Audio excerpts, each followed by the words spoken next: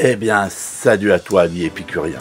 Si tu me découvres, je vais me présenter un peu. Moi, je suis Jean de Art Divinescence. Cette chaîne vous propose une playlist complète avec plein de choses dedans. Et pas que de la cuisine.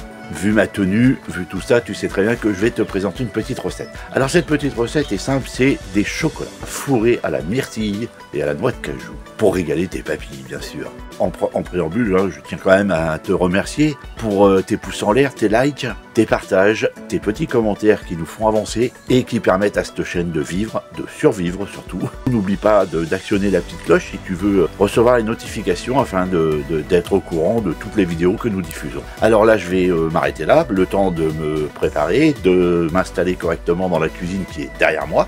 Oui, parce que là, je suis dans le sud de la France, donc je cuisine dehors, bien sûr. Même si on est au mois de décembre. Et voilà, et donc ensuite je reprends cette vidéo, je te montre tout de suite cette recette.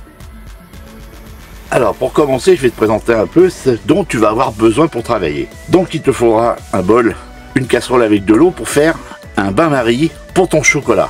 Un saladier pour mettre ta préparation, une maryse, et puis surtout un mixeur. Et les ingrédients, ce sont des noix de cajou crues, à ne pas se tromper avec les noix de cajou grillées, parce que sinon elles sont salées très souvent. Donc moi elles sont crues et sans sel. Il te faut des myrtilles et du chocolat noir. Moi je prends le noir parce que je préfère. Après tu peux prendre du chocolat au lait si tu veux. Et donc on va couper le chocolat, le mettre au bain-marie.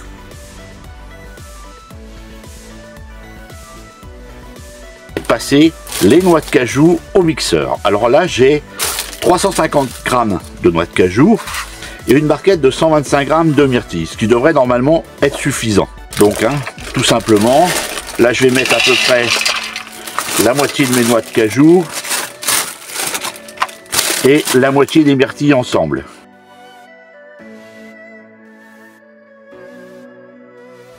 Et donc maintenant il ne me reste plus qu'à tout mixer. Donc là, je redescends un peu tout dedans.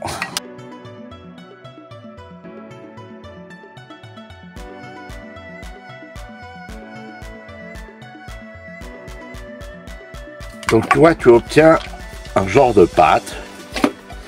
Voilà, donc je vais faire la même chose avec le reste.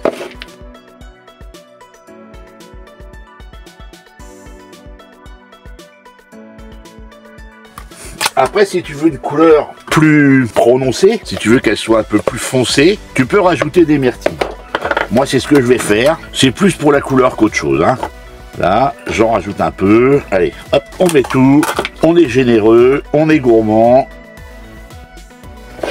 Ce qui te fait une pâte un peu plus liquide. Ça va aller. Mais comme tu peux voir, elle est beaucoup plus rouge. Maintenant, je vais la pétrir tout ensemble. Ma petite préparation est prête. Maintenant, je vais faire des boules. Mettez des gants quand même pour l'hygiène, mais aussi pour vos mains, parce que la myrtille s'attache. Voilà, je fais des petites boules qu'ensuite je vais tremper dans mon chocolat fondu. Donc là, je suis en train de faire fondre mon chocolat au bain-marie pendant que je prépare les petites boules.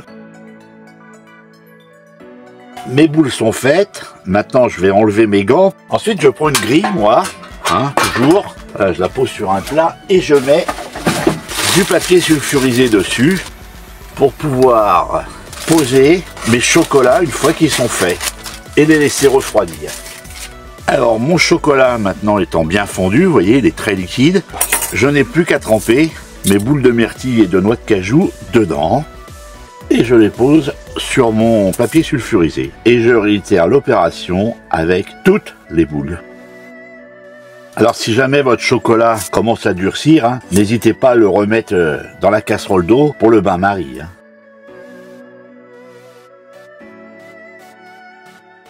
Pareil, si vous n'en avez pas assez, vous en remettez un petit peu dedans et vous le faites refondre. Et donc voilà, ma recette est terminée, vous voyez mes chocolats, ils sont même déjà en train de figer là. Et donc on les met au frais, et voilà, et je vous souhaite une bonne dégustation, et je vous dis à bientôt pour une autre aventure ensemble.